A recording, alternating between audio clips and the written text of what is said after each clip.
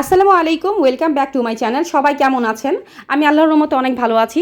এই মুহূর্তে যে আমার কথা শুনছেন বা দেখছেন বা যারা আমাকে সাবস্ক্রাইব করেছেন তাদের সকলের জন্য দোয়া করি, তারা সকল যাতে সুস্থ থাকেন, ভালো থাকেন, সকলের নেক ইচ্ছা যাতে পূরণ হয়ে যায় এবং সকলের সকল সমস্যা যাতে সমাধান হয়ে যায়।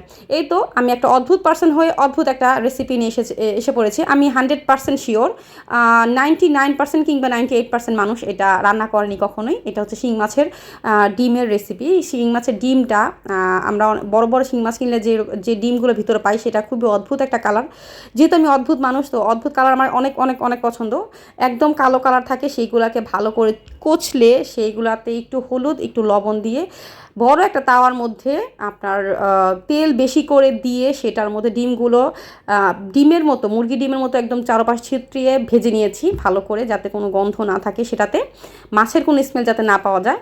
তারপর অন্য একটা কড়াইতে আমি পেঁয়াজ ভালো করে লাল করে সেটার মধ্যে সামান্য একটু হলুদ এবং বেশি করে গুঁড়ামরিচ এবং ধনিয়া দিয়ে ভালো করে মশলাটা কষাতে কষাতে কষাতে কষাতে যখন দেখবো যে এটা মশলাটা কষানো কমপ্লিট হয়ে গেছে, ঠিক তখনই আমি কিছু আলু কুচি করা সেগুলো টুকরা করা কিছু আলু সেগুলো দিয়ে ভালো করে কষানোর জন্য ঢেকে দিব।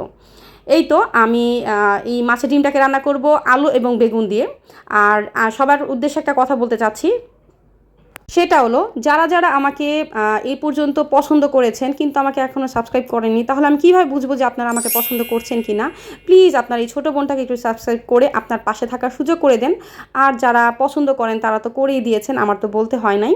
এই তো আপনাদের একটা কমেন্ট, একটা লাইক আমার কি পরিমাণ অনুপ্রেরণা জাগায় আমি এটা বুঝাতে পারবো না।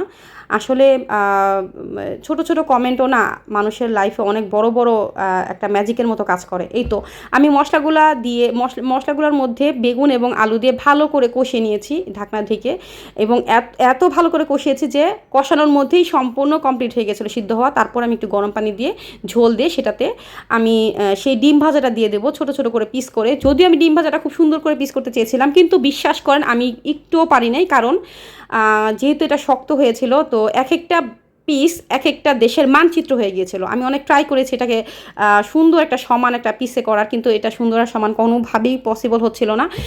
একটা হয়ে গেছে ইন্ডিয়ার মানচিত্র, একটা হয়ে গেছে বাংলাদেশের মানচিত্র। তো যাই হোক, এইটাকে সবাই ইগনোর করবেন। আর যেহেতু অনেক ভাজা হয়েছিল এর জন্য হয়তো বা আমার পিস করতে অনেক কষ্ট হয়েছিল। যাই হোক, তারপরে এইগুলো সব দিয়ে দিয়েছি। আর প্লিজ প্লিজ প্লিজ আমার পাশে আর যারা আমাকে পছন্দ করেন না তারাও আমার পাশে থাকবেন। তার একটা কারণ হচ্ছে, কারণ অনেক সময় যাদের আমরা পছন্দ করি না তাদের দেখার মধ্যে কিন্তু একটা অসম্ভব একটা তৃপ্তি পাওয়া যায়, যেটা আমি মাঝে মাঝে পাই। তো যারা আমাকে পছন্দ করে না তারা প্লিজ আমাকে একটু সাপোর্ট করবেন, কারণ আপনাদের সাপোর্টও আমার অনেক দরকার।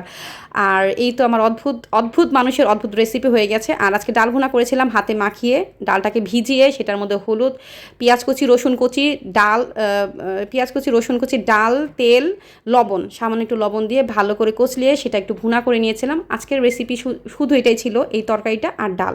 বিশ্বাস করেন দুটাই রেসিপি অনেক অনেক অনেক মজা হয়েছিল, কিন্তু আমি আফসোসের সাথে এটা বলতে হয় আমি কারোর সঙ্গে শেয়ার করতে পারছিলাম না। আপনারা প্লিজ যে কোনো মাছের ডিম দিয়ে এটা করতে পারবেন, যে কোনো মাছের ডিম দিয়ে স্বাদ লাগবে, তবে আমার কাছে মনে হয়েছে যে শিং মাছের ডিমটা একটু বেশিই স্বাদ। তো যাই হোক, আমি যদি এখানে কোনো ভুল কিছু বলে থাকি তাহলে অবশ্যই আমাকে ক্ষমা সুন্দর দৃষ্টিতে দেখবেন। আমি আপনার ছোট বোনের মতোই, অবশ্যই ছোট বোনকে তো ক্ষমা করাই যায়, তাই না? ছোট বোনকে তো আর রাগ করে ছোট বোন থেকে দূরে থাকা যায় না, একটু ক্ষমার দৃষ্টিতে দেখবেন। আর আমি সকলকে অনেক অনেক বেশি ভালোবাসি, আর আপনারাও অনেক অনেক বেশি ভালোবাসতেছেন, এর জন্য আমি অনেক বেশি খুশি। ধন্যবাদ, ভালো থাকবেন। আসসালামু আলাইকুম।